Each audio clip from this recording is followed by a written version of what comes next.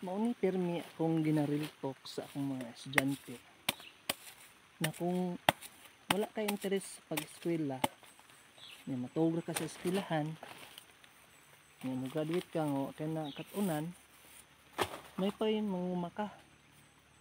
Kung ang imong interes naa sa farming, ano man, after 5 years, ang imong tanom mamunga na, parehas ani.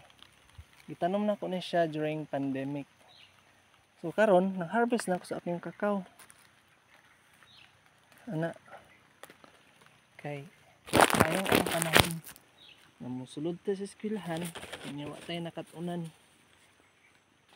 Sayang lang ta sa effort, gasto sa ginikanan. Unang, may tayo mananom na lang kung man tayo interes sa pag-eskwela. Eh kung mananom ka, 5 years, harvest na ka. Hindi ka magpait